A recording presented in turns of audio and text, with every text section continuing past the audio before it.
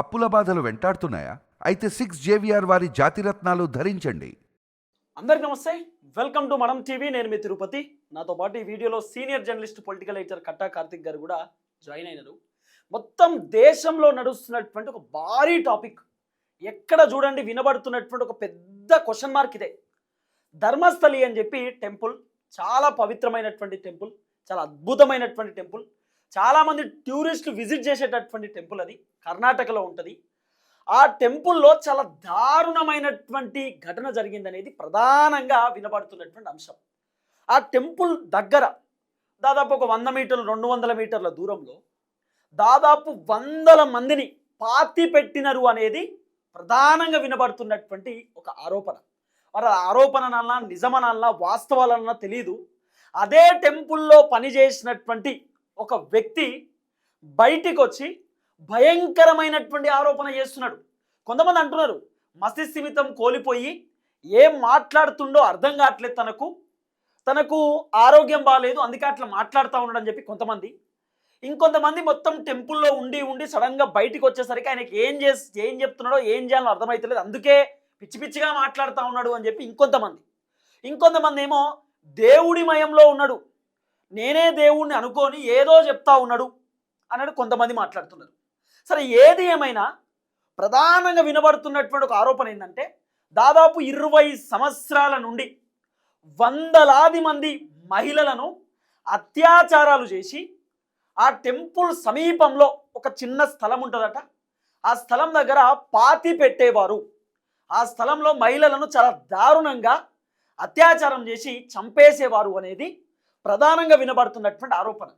అసలు నిజంగా ఈ విషయం విన్న తర్వాత, చూసిన తర్వాత అందరు ఆశ్చర్యంలో ఉన్నారు. ఎందుకంటే ఇన్ని సంవత్సరాలు, 20 సంవత్సరాల నుండి ఇంత దుర్మార్గమైన ఘటన జరుగుతూ ఉంటే, ఇంత దారుణం జరుగుతూ ఉంటే, ఇంత దాష్టికం జరుగుతూ ఉంటే ఇన్ని అంశాలు బయటికి రాలేందుకు? ఇన్ని సంవత్సరాలు ఎవరు చెప్పలేదు ఎందుకు? ఇప్పుడు ఒక్క మహిళ, 2 మహిళలు, 3 మహిళలు అంతే మన దాచిపెట్టి ఇంకోటి ఎప్పుడోసారి బయట పడుతుండే.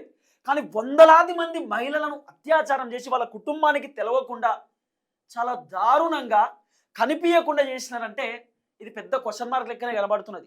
అనేకమైనటువంటి ప్రశ్నలు ఈ ఒక్క అంశంలోనే వస్తున్నాయి. నిజంగా 100 అత్యాచారాలు జరిగితే మరి ఒక్క తల్లిదండ్రులు కూడా బయటకు వచ్చి ఎందుకు కంప్లైంట్ ఇవ్వలేదు? ఒక్క తల్లిదండ్రులు కూడా ఎందుకు మీడియాతో మాట్లాడలేదు? ఇప్పుడు 20 సంవత్సరాల నుండి నడుస్తున్నటువంటి ఘటన అంటే ఇప్పుడు కొంత జనరేషన్ చేంజ్ అయిపోయింది, సోషల్ మీడియా వచ్చేసింది, కొంత ఏఐ జనరేషన్ వచ్చేసింది. ఇప్పుడు చిన్న చిన్న విషయాలు కూడా బయటకు వస్తున్నాయి. అలాంటి సందర్భంలో కూడా దాదాపు ఒక 10 ఇయర్స్ నుండి గ్రాఫ్ పెరుగుతూ వచ్చింది. మీడియా కానివ్వండి, మీడియా రంగం కానివ్వండి, కొంత మార్పు కానివ్వండి వచ్చింది. ఈ సమయంలో కూడా అలాంటి టెంపుల్లో ఇంత పెద్ద ఘటన జరుగుతుంటే కూడా ఎందుకు రాలేదు బయటికి? ఒకళ్ళన్నా బయట పెడతారు కదా, మరి ఎందుకు పెట్టలే? ఈ ఇష్యూ ఇప్పుడే ఎందుకు బయటకు వచ్చింది? దీంట్లో ఇంకో చర్చ ఉంది. నరబలి అనేటటువంటి మాట మాట్లాడుతున్నారు. మరి నరబలి అంటే సాధారణంగా మీకు తెలుసు, చాలామంది సినిమాలలో చూస్తూ ఉంటారు, సినిమాలలో మాట్లాడుతూ ఉంటారు. నరబలి అంటే ఒక వ్యక్తిని బలివ్వడం, అంతే కదా? ఒక వ్యక్తిని బలివ్వడం. మనం మేకపోతుని, కోళ్ళను బలిస్తూ ఉంటాం. నార్మల్గా మనం యాట కోసుకుంటాం, మేక కోసుకుంటాం, ఏదైనా పండుగలు కన్యపిల్లని బలివారు అనేది కూడా ఉంటుంది. కొంతమంది ఉంటుంది, అట్లుంటుంది. దేనికి అంటే మంచి జరగడానికి, డబ్బులు రావడానికి, లేకపోతే శని పోవడానికి, మార్పు కావాలనడానికి, వాస్తు కోసం. సో ఇట్లా బలిస్తూ ఉంటారు, మనిషిని బలిస్తూ ఉంటారు. ఈ నరబలి అనేటటువంటి ఒక చర్చ కూడా ఉంది. నిజంగా నరబలి అనేటటువంటి మాట వస్తే ఇంతమందిని నిజంగా చంపేస్తూ ఉంటే ఈ ఘటన తెరపైకి రావాలి కదా, కానీ ఇప్పటిదాకా రాలే. ఇప్పుడు ఈ ఘటన ఎట్లా తెరపైకి వచ్చింది, ఏ విధంగా తెరపైకి వచ్చింది? నరబలి అనేటటువంటి అంశం నిజంగా ఉండొచ్చా? మహిళలను అత్యాచారం చేయడం ఏంది? అది కూడా ఒక టెంపుల్ దగ్గర. ఆ టెంపుల్లో పనిచేస్తున్నటువంటి వ్యక్తులు, ఆ టెంపుల్లో ఉన్నటువంటి వ్యక్తులు, చాలా బాధాకరం, చాలా దారుణమైన ఘటన. ఇన్వెస్టిగేషన్ నడుస్తూ ఉంది. ఒక వ్యక్తి, ఆ టెంపుల్లోనే పనిచేసేటటువంటి వ్యక్తి సంచలనమైనటువంటి అంశాలు తెరపైకి తీసుకొచ్చిండు. ఆ వ్యక్తిని గోప్యంగా ఉంచుతూ ఉన్నారు పోలీసులు. ఇంకా ఆయన పేరు కానివ్వండి, ఆయన ఫేస్ కానివ్వండి ఎక్కడ కూడా రివీల్ చేయలేదు. ఎందుకంటే ఇంత పెద్ద ఘటనను ఇన్ని సంవత్సరాలు దాచిపెట్టినటువంటి వ్యక్తులు, ఈ వ్యక్తి ఫేస్ రివీల్ అయినా, ఈ వ్యక్తి ఆయన పేరు బయటకు వచ్చినా ఈయనని ఖతం చేయడం వాళ్ళ క్షణంలో పని. కాబట్టి పోలీసులు ప్రొటెక్ట్ చేస్తూ ఉన్నారు. పోలీసులు తన దగ్గర ఇంకా ఆధారాలు తెలుసుకునేటటువంటి కార్యక్రమం చేస్తూ ఉన్నారు. అసలు ఈ ఇష్యూ బయటికి ఎట్లా వచ్చింది, అసలు ఏం జరిగింది, ఆ టెంపుల్లో పనిచేస్తున్నటువంటి వ్యక్తులు ఇంత క్రూరమైనటువంటి మృగాల్లాగా ఎందుకు మారిర్రు? ఇప్పుడు బేసిక్గా మనం సాంప్రదాయాలను మన కట్టుబాట్లు మనం పాటిస్తాం. మనం గుడికి పోతాం, హిందుత్వాన్ని మనం సాంప్రదాయంగా తీసుకుంటాం, మనం టెంపుల్ పోయి దర్శనం చేసుకుంటాం, అంత బాగానే ఉంటుంది. అలాంటి మహిళలు టెంపుల్ పోతా ఉంటే కనబడకుండా పోవడం అనేది అసలు నిజంగా పెద్ద క్వశ్చన్ మార్క్.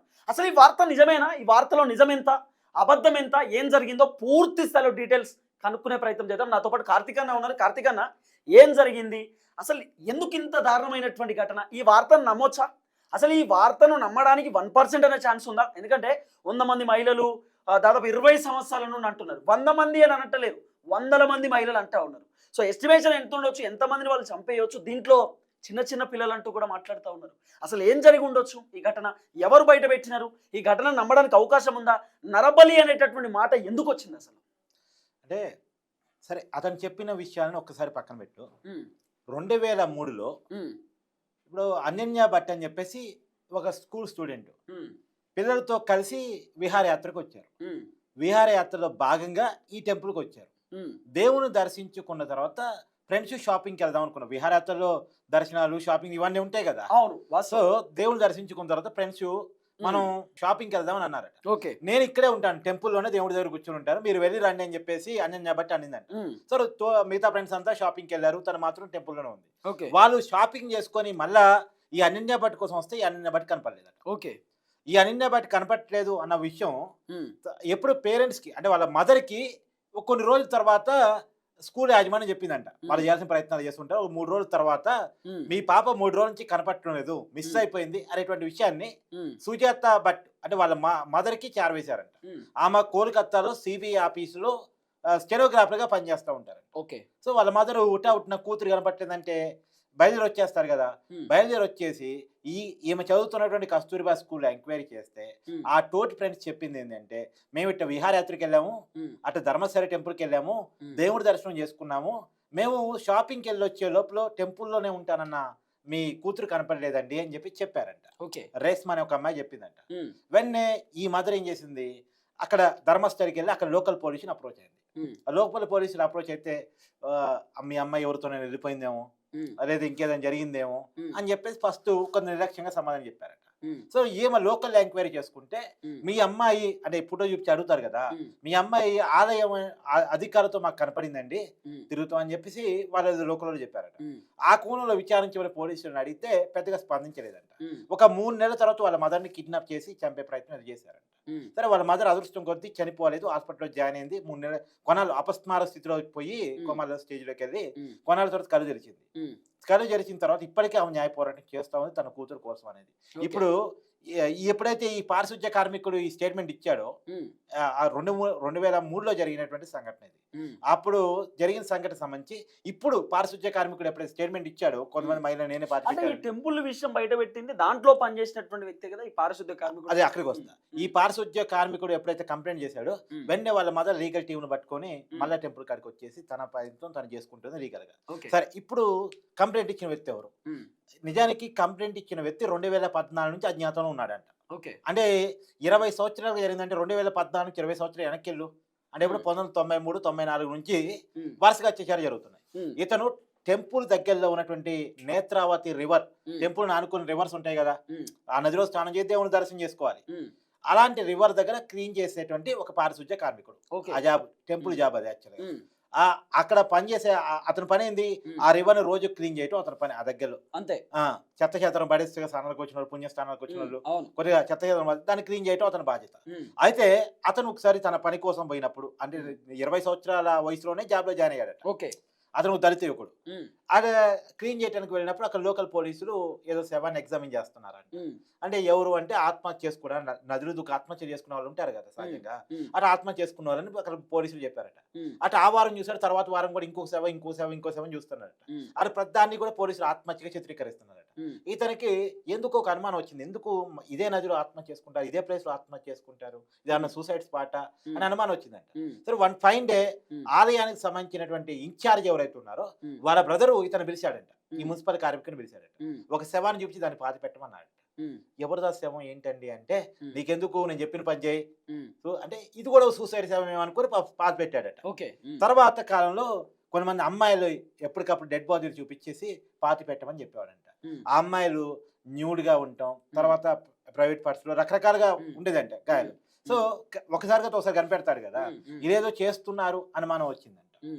అనుమానం వచ్చి ప్రశ్నించే ప్రయత్నం చేసినప్పుడు నువ్వు కూడా శవం అవ్వాలని ఉందా, నీకంటే ముందోడు ఇలా ప్రశ్నించే శవం అయ్యాడు, నువ్వు ప్రశ్నించు, చెప్పిన పని చేయి అని నేను చేయలేనని ఎవరిని చూసుకోని అంటే, నువ్వు చేయకపోతే శవం అవుతావు, నువ్వు మాత్రమే కదా నీ కుటుంబం కూడా శవం అయింది అంటే అక్కడ వాళ్ళకి లోకల్ ఇన్ఫ్లుయెన్స్, అతని పోలీసులతో ఉన్న పరిచయాలు ఎడ చూసి ఎవరితో చెప్పలేక ఏమీ చెయ్యలేక నోరు మూసుకొని చెప్పిన పని చేసినట్టు పోతున్నాడట. కొంతకాలం ఏమో ఏమనుకోని చేశారు, కొంతకాలం తర్వాత భయంతో చేయటం స్టార్ట్ చేశాడంట. భయంతో చేయటం చేస్తాడట. అయితే ఒకసారి 2013 అతను చెప్పిన ప్రకారం మరి బయటకు వస్తున్న వివరాల ప్రకారం ఒక స్కూల్ పిల్ల బ్యాగుతో కలిపి ఉన్నటువంటి పాప, ఆ అమ్మాయి కూడా అత్యాచారం గురై ఈ శవాన్ని కూడా నువ్వు పాత పెట్టారని చెప్పారట. అది చూడగానే కళ్యాణ నీరు ఎవరికైనా అనిపిస్తుంది కదా స్కూల్ పిల్ల. అంటే ఆ స్కూల్ పిల్లని పాత పెట్టామంటే చాలా బాధతోటి నేను చేయలేని దండం పెడతానని చెప్పేసి అంటే మళ్ళా బెదిరించేసి శవాన్ని పాత పెట్టించారట. అయితే 2014లో ఏకంగా అంటే తన కుటుంబం వంతు కూడా వచ్చింది, తన కోడల మీద కూడా అత్యాచారం జరిగిందంట. ఎప్పుడైతే కోడల మీద అత్యాచారం జరిగిందో ఈ జాబ్ లేదు, ఈ జీవితం లేదని చెప్పేసి కుటుంబాన్ని తీసుకుని ఎక్కడో అజ్ఞాతంలోకి వెళ్ళిపోయాడు, వేరే రాష్ట్రానికి వెళ్ళిపోయాడు. ఏదో నా గిల్టీ వెంటాడుతుంది, నన్ను దేవుడు వెంటాడుతున్నాడు, నా పాప వెంటాడుతుంది, ఏదో ఒకటి పరిహారం చేసుకోవాలని చెప్పేసి ఇన్నాళ్ళ తర్వాత అతను వచ్చి పోలీస్ కంప్లైంట్ ఇచ్చాడు. ఇన్నాళ్ళ తర్వాత అతను ఇచ్చిన కంప్లైంట్ నిజమా కాదా, అతను చెప్తున్నాడు ఎక్కడ శవాలు ఉన్నాయో చెప్తానంటున్నాడు, ఎక్కడ బాడీలు పాతి పెట్టానో చెప్తానంటున్నాడు, మీరు కావాలంటే DNA టెస్ట్ చేసుకున్నాను అతను చెప్తున్నాడు. ఇతను చెప్పే నిజమా కాదా, నార్కో టెస్ట్ చేయాలి, లేదంటే లై డిటెక్టర్ టెస్ట్ చేయాలి, మెథడ్ బ్రెయిన్ టెస్ట్ చేయాలని చెప్పేసి పోలీసులు అంటున్నారు. అయితే ఇంతవరకు అయితే ఆ శవాల కాడికి పోయి వాటిని పూడ్చిపెట్టిన చోట తవ్వి అది వాస్తవా కాదా అన్నటువంటి ఎగ్జామిన్ చేసే ప్రయత్నం పోలీసులు చేయలే. ఎందుకు చేయట్లేదు అనే ప్రశ్న వచ్చినప్పుడు మాత్రం ఎప్పుడైతే బాడీని గుర్తిస్తామో వెంటనే ఇతను పారిపోతాడు, కంప్లైంట్ ఇచ్చిన వ్యక్తులు పారిపోతాడు, ఈ కేసు ఇన్వెస్టిగేషన్ ముందుకెళ్ళదు, అతను మన హ్యాండిల్లో ఉండాలి అంటే కొంతకాలం ఆగాలి అని చెప్పి చెప్తున్నారు. కానీ ఇది ఒక పిచ్చి పేరాపనగా చూస్తున్నారు చాలా మంది లోకల్ పోలీసులు. ఎందుకంటే అతన్ని నీ అదుపులో పెట్టుకుని చూసుకోవాలి, పారిపోకుండా ఏం చేయాలో చేసుకో, లేదా కోర్టు నుంచి ఆయన దగ్గర పెట్టుకుంటే ఇక్కడ వీడు తప్పించుకుంటాడు కదా. అవును, ఇప్పుడు ఈ వ్యక్తిని ఎవరైతే చెప్పినటువంటి వ్యక్తులు ఆయనని ఇక్కడనే పెట్టుకుంటాం, మేము చిన్నగా చేస్తాం, ఒక నెల తర్వాత ఆడికి పోయి టెంపుల్ దగ్గర పోయి గెలుస్తామంటే ఆ టెంపుల్ దగ్గర వాడు జాగ్రత్త పడడానికి వాని పని వాడు చేసుకుంటాడు కదా. ఒకటి ఇక్కడ 3 అంశాలు ఉన్నాయి. నిజానికి పాత పెట్టిన శవాలు నిజమే కావచ్చు, అయితే అవి సహజంగా ఊరల్లో ఏం జరిగిందంటే తిరుపతి మనం ఊరల్లో దహనాలు చూస్తూ ఉంటాం. ఎక్కడ జరుగుతాయి, చెరువు పక్కన, వాగుల పక్కన, కుంటల పక్కన, నదుల పక్కన జరుగుతూ ఉంటాయి. అక్కడ శ్మశాన వాటికలు నిర్మించి అక్కడే చేస్తూ ఉంటారు. కొన్ని ఊళ్ళలో శ్మశాన వాటికలు కూడా ఉండవు, అక్కడ చెరువు పక్కన పాతి పెడతా ఉంటారు, అక్కడే కార్యక్రమాలు చేస్తూ ఉంటారు. అలా చేసినయ్యా నది పక్కన మామూలుగా అక్కడ ఖాళీ ప్లేస్ లో కొంత ప్లేస్ అంచుకొని అక్కడే పాతి పెట్టాలి జరుగుతూ ఉంటారు. అలా చేసిన శవాలను చూపించేసి ఈ నేను పాతి పెట్టిన శవాలు అంటున్నాడా, అక్కడ శవాలు చూపించినంత మాత్రం అది నిజమని నమ్మడానికి లేదు.